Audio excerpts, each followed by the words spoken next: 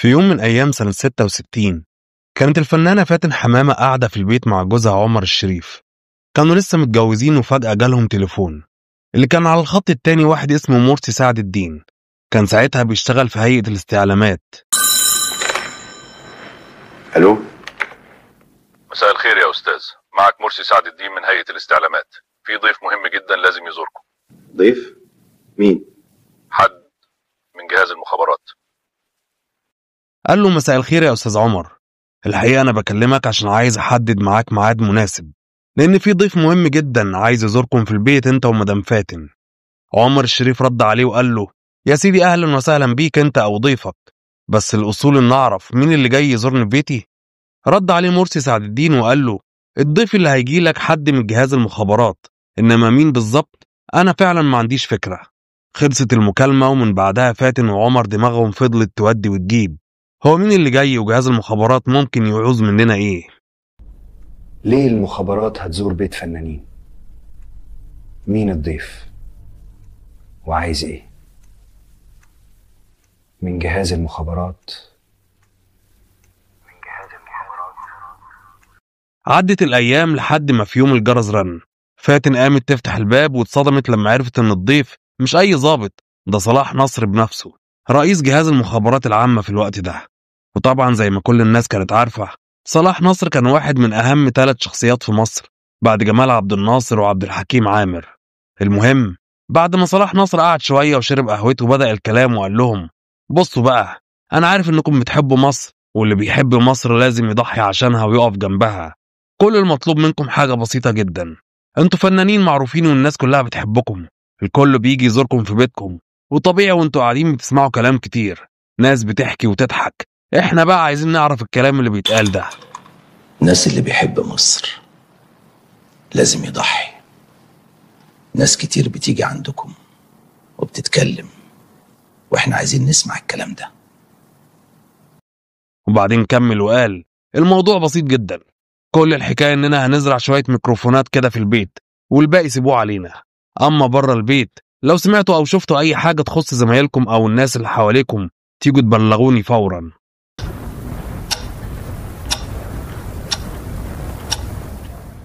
هنزرع شوية ميكروفونات بسيطة والباقي علينا.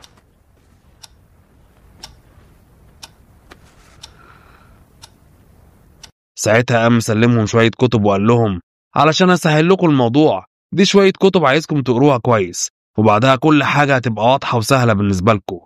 بعد ما خلص كلامه بص لهم وقال اكيد انتوا عارفين ان ده كله الامن وسلامة مصر، ومفيش حد وطني يقدر يقف ضد مصلحة بلده. قبل ما يمشوا علشان يبين لهم انهم تحت المراقبة وكل تحركاتهم محسوبة، بص لفاتن حمامة وقال لها احنا عارفين انك وطنية يا ست فاتن، ومستحيل تقفي ضد مصلحة مصر، وعارفين كمان ان ليك اخوات بيتكلموا كتير ضد البلد، بس احنا عاملين لك خاطر وسايبينهم براحتهم ومش عايزين نقرب منهم. يعني تقدر تقول كده ان اللي قاله صلاح نصر كان تهديد صريح لاخواتها وعيلتها. احنا عارفين انك وطنية يا ست فاتن، واخواتك اللي بيتكلموا ضد البلد احنا سايبينهم علشانك.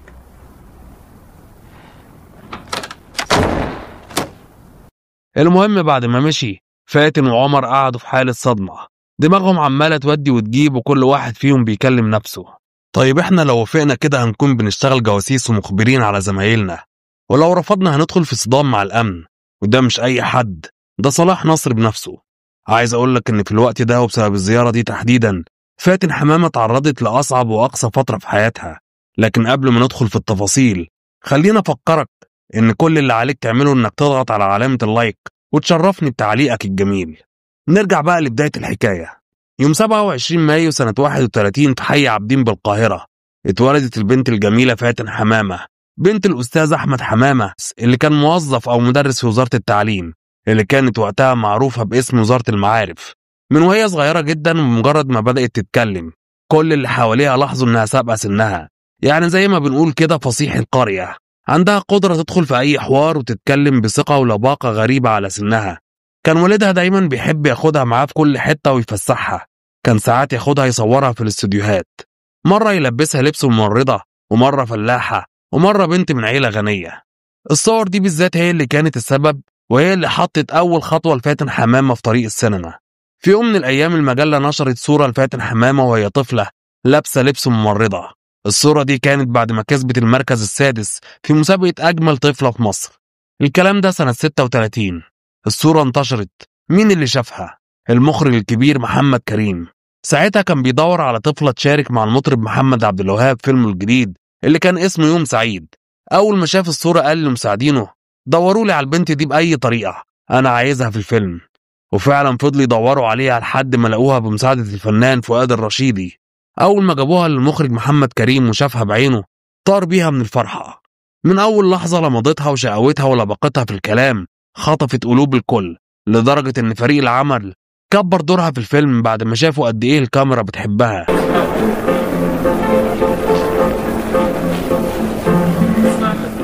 دي هي بالظبط، دي الكاميرا بتحبها من أول ثانية. وبكده دور أنيسة الطفلة كان أول ظهور لفاتن حمامة على شاشة السينما. من اللحظة دي بالذات بدأ نجم فاتن حمامة يلمع. بس الغريب إن ده كان كمان بداية أول صدام بينها وبين الحكومة المصرية حتى وهي لسه طفلة صغيرة. اللي حصل إن بعد ما الفيلم نزل مجلة فنية هنا في مصر قررت تستغل الحدث.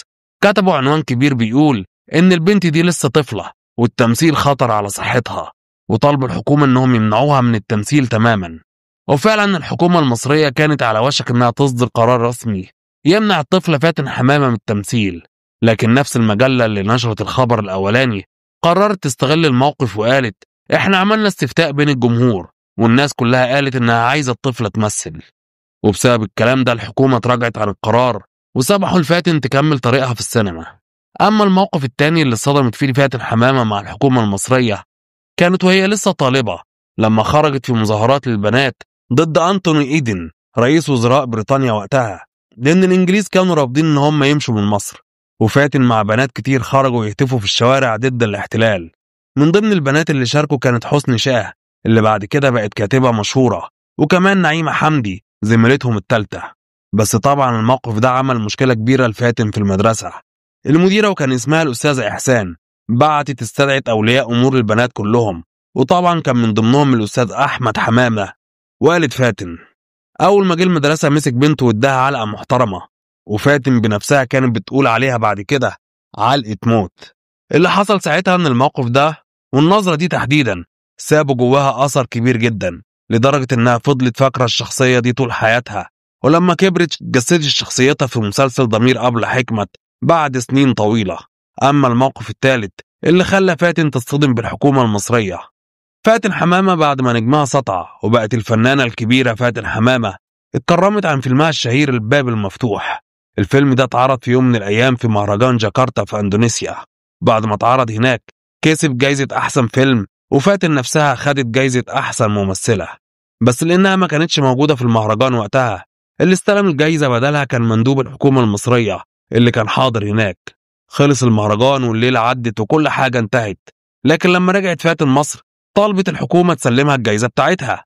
الرد كان إن شاء الله يا مدام فاتن هنسلمها لك في احتفالية كبيرة قريب. استنت كتير لكن مفيش حد سلمها الجايزة ولا حتى اتكلم عنها، ولحد ما ماتت فاتن حمامة ما عرفتش الجايزة راحت فين ولا مين خدها.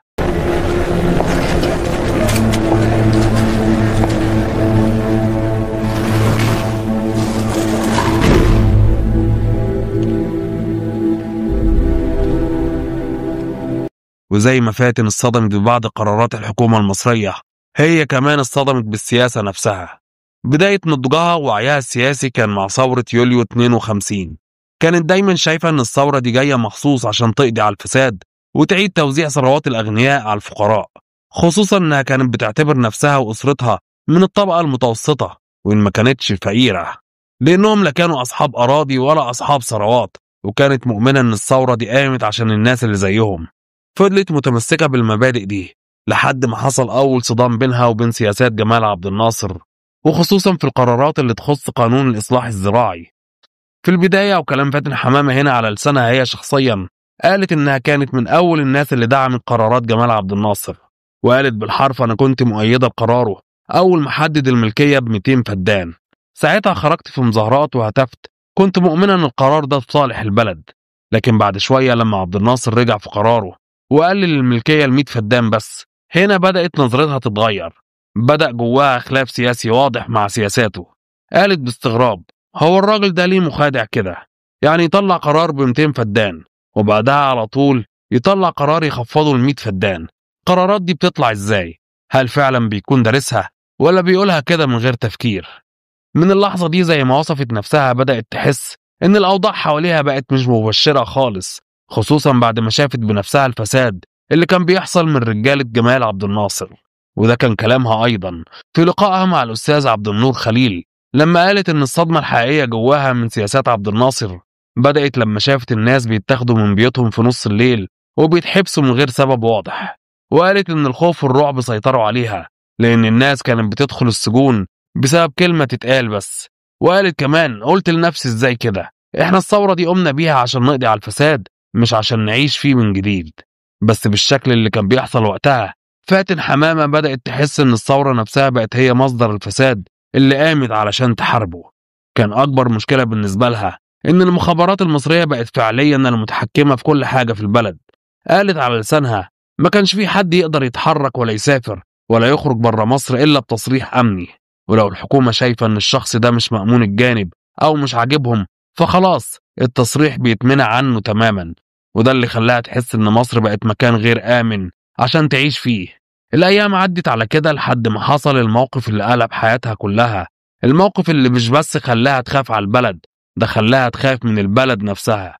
هو نفس الموقف اللي حكيته لك في بداية الحلقة، زيارة صلاح نصر لبيتها وكلامه اللي كان كله تهديد ووعيد مبطن، خصوصا لما لوح باخواتها وعيلتها. مع كل ده فاتن حمامة رفضت التعاون ورفضت تكون أداة في إيد حد، رفضت رفض تام. لكن طبعا صلاح نصر مسكتش، بدأ بعدها يضيق الخناق عليها بكل الطرق. لا بقت عارفة تسافر ولا تشتغل ولا تتحرك بحرية، خصوصا في موضوع السفريات. ساعتها كان عمر الشريف جوزها بدأ طريقه في العالمية، كان بيسافر كتير وفاتن كانت محتاجة تسافر له من وقت للتاني. لكن بسبب التضييق اللي اتفرض عليها بقت مخنوقة جوه البلد مش عارفة تعمل حاجة. الأزمة فضلت شغالة كده، تضييق وقلق وخوف، لحد ما في يوم جه مخرج من أصحابها اسمه حليم. قال لها بمنتهى الصراحة: بص يا مدام فاتن، لما الدولة تبدأ تضيق على حد بالشكل ده اعرف إن ممكن الموضوع ما يقفش عند التضييق، ممكن ينتهي بالسجن كمان. حليم نفسه كان من الناس اللي اتسجنوا قبل كده، فكان فاهم الدنيا ماشية ازاي. قال لها نصيحة عمره: سيب البلد وامشي، ما تستنيش لحد ما الأمور توصل للأسوأ. وفعلا فاتن حمامة قررت تمشي، ما أعلنتش ولا كتبت خبر ولا حتى قالت لحد، لكن جواها كانت خلاص خدت القرار: أنا هسيب البلد دي وأهرب من الخوف. بس كانت خايفة إن الأمن أو المخابرات يشموا خبرها، فعملت خطة ذكية جدا علشان تسافر من غير ما تلفت الانتباه. قبل السفر بأيام بدأت توقع عقود مع 3 شركات إنتاج على 3 أفلام جديدة، وقبضت كمان العربون بتاعهم. بدأت الصحف والمجلات تتكلم على فاتن حمامة اللي شغالة على مشاريع جديدة ومجدها الفني اللي بيزيد كل يوم، كأنها بتبني واجهة مزيفة تخلي الكل يفتكر إنها قاعدة في مصر ومكملة شغلها عادي. لكن في الخفاء كانت بتتحرك في اتجاه تاني خالص. اتواصلت مع زكريا محي الدين اللي كان وقتها رئيس وزراء مصر، وكمان مع مصطفى أمين وأخوه علي أمين. فاتن قالت لهم بصراحة إنها عايزة تمشي من البلد، بس محتاجة تصريح خروج رسمي عشان ما يتقالش إنها هربت. وفعلا ال3 وقفوا جنبها وساعدوها لحد ما خدت الإذن بالسفر. أول ما التصريح وصلها ركبت أول طيارة وسافرت لندن. دي كانت أول مرة تطلع فيها من مصر من غير ما تبقى عارفة هترجع إمتى، ولا حتى لو هترجع أصلا ولا لأ. اللي يحسب ليها بقى إنها ما قبلتش على نفسها جنيه واحد حرام. بعد سفرها بأقل من شهر شركات الإنتاج اتفاجئوا إن زوج أختها إسماعيل المليجي جاي لهم بنفسه ومعاه الظروف اللي فيها الفلوس اللي قبضتها فاتن كعربون. سلم كل واحد ظرفه ومعاه جواب اعتذار منها بتقول فيه إنها بتعتذر عن الأفلام اللي كانت ماضية عليها وإنها مش راجعة مصر في الوقت الحالي نهائي. وطبعا خروج فاتن حمامة من مصر بالشكل المفاجئ ده ما عداش بالساهل أبدا، خصوصا في وقت كانت فيه الصحف كلها تحت إدارة الدولة. يعني الكلمة اللي بتتكتب كانت بتطلع بتعليمات من فوق. وفجأة الدنيا قامت ما قعدتش. الجرايد بدأت تضرب في سمعتها بكل الطرق. مرة يكتبوا إنها سابت مصر علشان تجري ورا عمر الشريف اللي داير ورا الستات في بلاد العالم، ومرة تانية يرسموها في كاريكاتير سخيف كأنها ست بتجري في الشوارع ورا جوزها. وفي مرة كمان كتبوا عنوان بالبنط العريض بيقول: قبل ما تتهم المخابرات أو الحكومة تروح تلم جوزها اللي شاغل الستات في الدنيا كلها. كلام كله كذب وافتراء، لا يمت للحقيقة بصلة، وما يليقش غير بالصحافة الصفراء اللي كانت عايزة تنهش في سمعة أي حد يختلف مع السلطة. لكن اللي أنقذ الموقف وقتها هو الكاتب الكبير أحمد بهاء الدين، رئيس تحرير دار الهلال.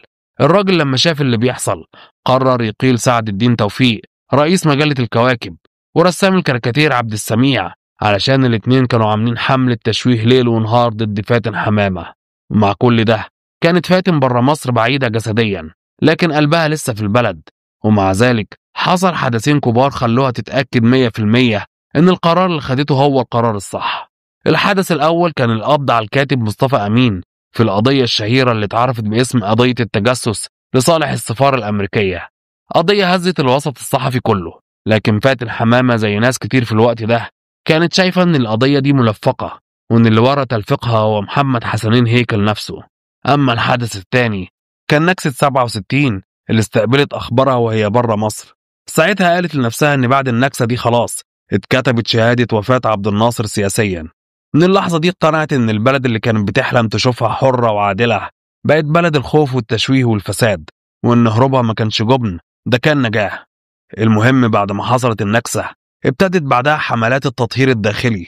جمال عبد الناصر وصل له الخبر بكل اللي حصل مع فاتن، وساعتها قال جملة شهيرة جدا: فاتن حمامة كنز قومي، ما ينفعش الكنز ده يفضل بره مصر. من هنا كلف زكريا محي الدين رسميا انه لازم يرجعها بأي طريقة. زكريا بدوره تواصل مع المؤلف المسرحي سعد الدين وهبة، قال له: بصراحة أنا مكلف من الرئيس شخصيا، لازم فاتن حمامة ترجع مصر. بس سعد الدين وهبة كان راجل عملي جدا، قال لنفسه: أنا سافر ليه وارجع على الفاضي، خلينا أشوف هي أصلا ناوية ترجع ولا لأ. فاتصل بالمنتج رمسيس نجيب وسأله بصراحة: يا رمسيس، الست فاتن ناوية ترجع مصر ولا خلاص قفلت الباب؟ رد عليه رمسيس وقال له الكلمة اللي حزمت الموضوع كله. من الآخر كده فاتن حمامة قالت لأهلها بنفسها إنها مش راجعة مصر نهائي دلوقتي.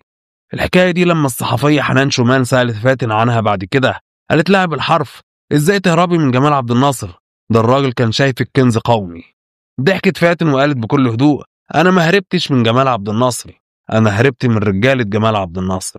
كملت كلامها وقالت إنها بتظن إن عبد الناصر نفسه ما كانش يعرف كل اللي رجالته بيعملوه، وقالت إنها كانت شايفة إنه في الأول كان راجل كويس ومخلص، لكن بعد مشروع الوحدة بين مصر وسوريا ولما المشروع انهار بدأ النظام نفسه يبقى قاسي جدا على الشعب المصري، واتظلم ناس كتير وقتها بدون سبب حقيقي. من الناس اللي حاولوا يقنعوها ترجع كان الأديب الكبير يوسف إدريس اللي كان سبق وكتب لها فيلم الحرام. اتصل بيها في يوم في مكالمة إذاعية على الهوا مباشرة، قال لها على الهوا: ارجعي لمصر يا فاتن، مصر محتاجالك. لكن ردها كان بسيط وغامض في نفس الوقت، كل اللي قالته: إن شاء الله إن شاء الله، يعني لا وافقت ولا رفضت، لكن الكلمة لوحدها كانت كفيلة توضح إنها لسه مش حاسة بالأمان الكافي علشان ترجع. القصة بدأت بسوء تفاهم بسيط، لكن الجرايد كبرته وخلته كأنه عداوة شخصية بين فاتن حمامة ومصطفى أمين، واللي في الحقيقة ما كانش فيه أي عداوة أصلا. اللي حصل إن فترة من الفترات كانت فاتن حمامة بعد ما رجعت مصر بدأت تبقى أكثر تحفظا في تصريحاتها، يعني ما كانتش بتحب تتكلم في السياسة ولا تحب حد يتكلم عنها في الصحف إلا في حدود شغلها الفني. في الوقت ده كان مصطفى أمين واحد من كبار الصحفيين، وبيكتب مقالات فيها آراء وانتقادات سياسية، وكمان كان قريب من الوسط الفني جدا. في مرة من المرات كتب مصطفى أمين مقال صغير عن الفنانين اللي سافروا وقرروا يعيشوا بره مصر، وقال كلام عام جدا من غير ما يذكر أسماء، لكن الناس والجرايد التانية بدأوا يفسروا المقال على إنه يقصد فاتن حمامة. فاتن طبعا لما شافت الكلام ده اتضايقت وقالت لجماعتها وقتها: إزاي يكتب عني كده وأنا اللي ساعدني في خروجي من مصر هو نفسه؟ الموضوع اتفهم غلط وبدأت الصحف تشتغل على الخط ده. بقينا نقرأ عناوين زي خلاف حاد بين فاتن حمامة ومصطفى أمين، فاتن ترد بعنف على مصطفى أمين. بعد فترة قصيرة اتكشف إن مصطفى أمين نفسه كان واحد من الناس اللي ساعدوا فاتن في الخروج من مصر وقت أزمتها. لما الناس عرفت الحقيقة فهموا إن العلاقة بينهم كانت مبنية على احترام متبادل، وإن كل اللي اتقال ما كانش أكتر من سوء تفاهم صحفي اتنفخ في صفحات الجرايد. يعني باختصار اللي حصل بينهم كان مجرد التباس في النوايا، لكن الحقيقة إن فاتن كانت دايما بتحترمه وبتقدره، وهو كمان كان شايفها رمز للفن الراقي وعمره ما كان ضدها. كان من أكتر الناس اللي دافعوا عنها وقت الشائعات والهجوم اللي تعرضت له بعد ما سابت مصر. بعد الموقف الطريف ده واللي بدأ بدموع وانتهى بضحك، ابتدت فاتن تشوف إن مصطفى أمين مش مجرد صحفي بيكتب عن الناس، لا ده راجل عنده أسلوب ذكي في الكتابة، بيحب يلفت الانتباه بس مش بيأذي حد. من وقتها بقت العلاقة بينهم قائمة على الاحترام والمودة، وكان دايما يكتب عنها مقالات فيها إشادة بموهبتها وأخلاقها، وبيوصفها إنها رمز للفن النظيف، وإنها الوجه اللي شرف السينما المصرية في العالم. وفي أحد اللقاءات عمر الشريف بنفسه حكى إنه في وقت من الأوقات اتعرض لضغوط جامدة جدا من المخابرات اللي كانوا عايزين يجندوه في مهمات معينة. بيقول عمر الشريف إنه في يوم من الأيام جاله اتصال غريب وقالوا له إحنا عايزينك تساعد بلدك في مهمة وطنية بسيطة مش هتتعب فيها خالص. عمر استغرب وقال لهم مهمة إيه؟ قالوا له في سيدة معينة المفروض تتقرب منها وتعرف عنها شوية معلومات مش أكتر. لكن عمر الشريف وقتها رفض قاطع وقال لهم بالنص كده أنا ممثل مش جاسوس، ومش من طبيعتي أستخدم شغلي ولا حياتي الشخصية في التجسس على الناس. من بعد الموقف ده بدأ يحس إن في رقابة غير مباشرة عليه، خصوصا بعد زواجه من فاتن حمامة اللي هي كمان كانت تحت المراقبة. ولما بدأ ياخد خطواته نحو العالمية ويسافر كتير، بقى واضح جدا إن في ناس بتتابع أخباره أول بأول. وفي أكتر من حوار قال عمر الشريف كنت حاسس دايما إن في عيون بتراقبني، خصوصا بعد ما فاتن رفضت التعاون معاهم. يمكن كانوا شايفيني باب تاني ممكن يدخلوا منه، لكن أنا قفلته في وشهم. يعني من الآخر فاتن حمامة وعمر الشريف الاتنين كانوا مرفوضين أمنيا في فترة معينة، مش لأنهم ضد البلد لكن لأنهم رفضوا يكونوا أدوات في إيد حد، وده اللي خلى حياتهم تتحول لفترة مليانة تضييق وقلق ومشاكل. القصة اللي حكيناها دي حصلت لعمر الشريف في فرنسا، لما سكرتير أول السفارة المصرية هناك حاول يستخدم شهرة عمر الشريف وجاذبيته علشان يوقع نضال الأشقر بنت الزعيم اللبناني أسد الأشقر اللي كان معروف بعداوته الشديدة للنظام المصري وقتها وبيهاجمهم في كل مناسبة. الطلب كان واضح وصريح، اتقرب من البنت واستغل إعجابها بيك علشان نعرف مكان والدها. لكن عمر الشريف من أول لحظة قال لهم الموضوع ده ضد ضميري، مش هقدر أعمله، دي مش شغلتي. وبالرغم من محاولات الإقناع الكتير وافق في الآخر على لقاء البنت، بس مش عشان يساعدهم بل عشان يحذرها بنفسه.